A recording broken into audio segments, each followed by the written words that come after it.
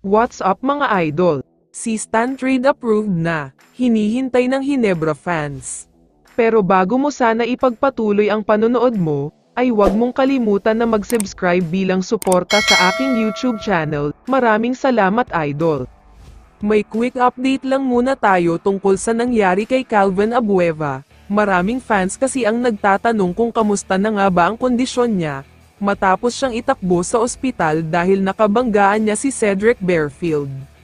Ayon sa report sa laban ng Magnolia at Converge, okay naman na daw si Abueva, nanood pa nga siya sa mismong game pero hindi pa daw niya may galaw ng maayos ang leeg niya, dahil masakit pa rin daw talaga ito. Ayon mismo kay Calvin, hindi pa daw talaga niya kakayanin maglaro, masyado daw kasing masakit ang naging tama sa kanya, pero nangako siya sa mga Magnolia fans na mas magiging malakas siya sa pagbabalik niya. Samantala, pag-usapan na natin ngayon itong si Christian Standhardinger, hanggang ngayon ay hindi pa rin makaget over ang mga fans, tungkol sa biglaang announcement ng Terra Firma na magre-retire na itong si C-Stan.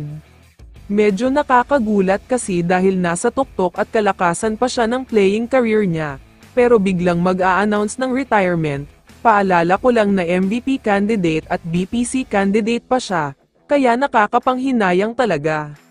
Pero para sa mga fans ni C-Stan dyan, huwag kayong masyadong malungkot, part of the show ika nga, dahil sadya pala ang ginawa ni C-Stan para tuluyan ng bitawan ng Terra Firma management ang playing rights niya.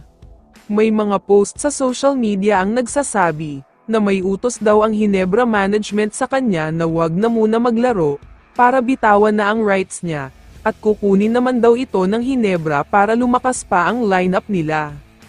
Handa na nga daw ang Hinebra na bitawan itong CI sa APGO kasama si Paul Garcia, para maging kapalit si C-Stan. Mukhang papayag naman daw ang Terra Firma dahil may mga balita na binibenta na ang team nila.